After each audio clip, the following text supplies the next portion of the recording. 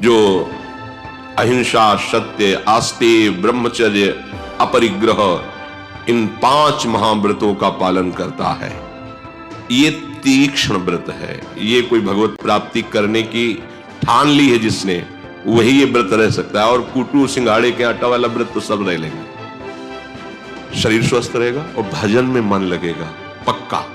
ये तो अनुभव की बात कहते हैं। स्थिति प्राप्त करने के लिए आपको ऐसे ही आचरण करने पड़ेंगे। ये भगवान के वचन है।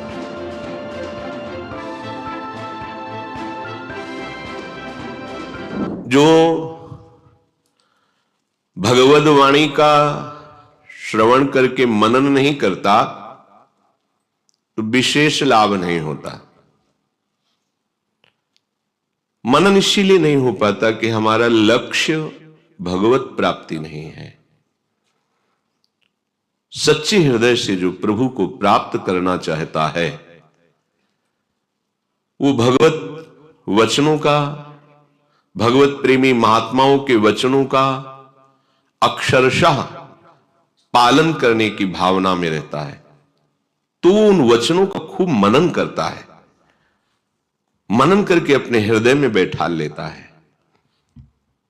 और जिसका लक्ष्य भगवत प्राप्ति नहीं है, उसकी पहचान वो करेगा सत्संग, सुनेगा माना कि सत्संग, पढ़ेगा शास्त्रों को, पर मनन करेगा विषयों का, और परिणाम होगा दुख, अशांति, बंधन। बैठा लीजिए हृदय में।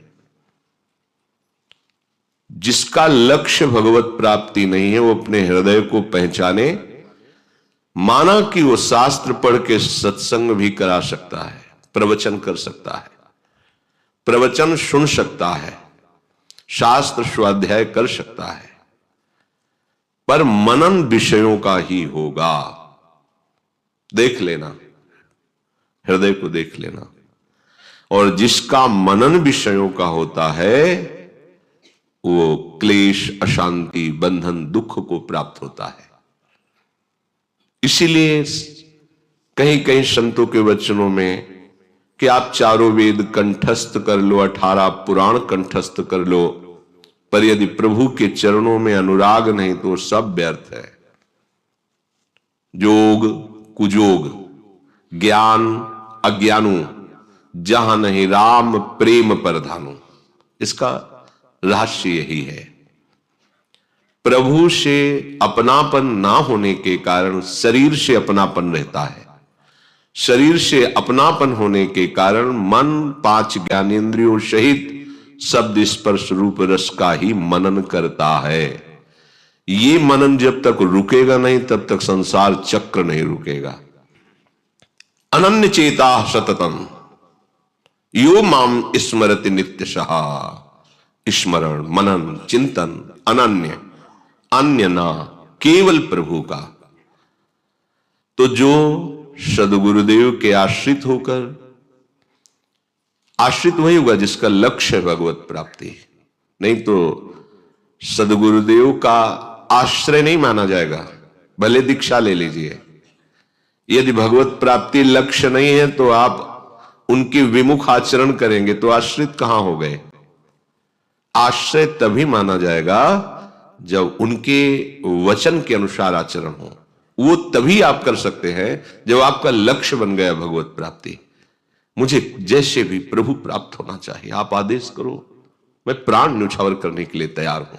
आप आज्ञा करो, अब जो कहें करें हम सोई। बस आप आज्ञा, मुझे प्रभु चाहिए, मुझे प्रियालाल चाहिए, आप आज्ञा कीजिए। मेरा जीवन, मेरा प्राण, मेरा सर्वस्व आपकी आज्ञा पर न्यौछावर है। अब उसका शास्त्र स्वाध्याय, सत्संग और सेवा संबंधी चेष्टाएं सफल हुई। क्यों? अब उसका मनन बनने लगा। जो ही मनन हुआ तेरी धारणा पुष्ट होने लगी। बस धारणा पुष्ट हुई, भगवत प्राप्ति दूर नहीं है। शास्त्र स्वाध्याय, सत्संग तो मनन प्रियालाल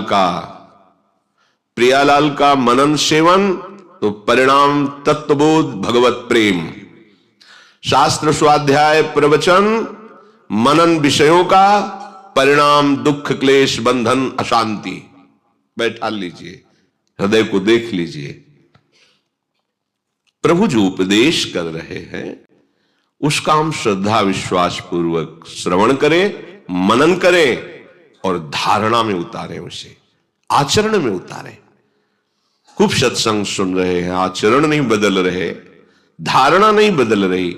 यही धारणा में स्त्रियों में पुरुषों और इंद्रियजन्य भोगों में सुख है, यही धारणा मिटा दो तो जीवन मुक्त हो जाओगे, परमानंद में निमग्न हो जाओगे। भगवान का उपदेश भगवत प्रेम प्राप्ति के लिए, भगवदानंद की प्राप्ति के लिए है।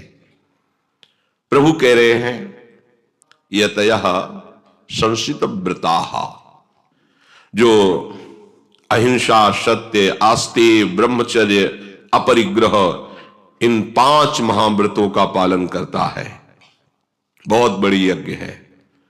मन वचन कर्म से किसी भी जीव की हिंसा ना होने पावे,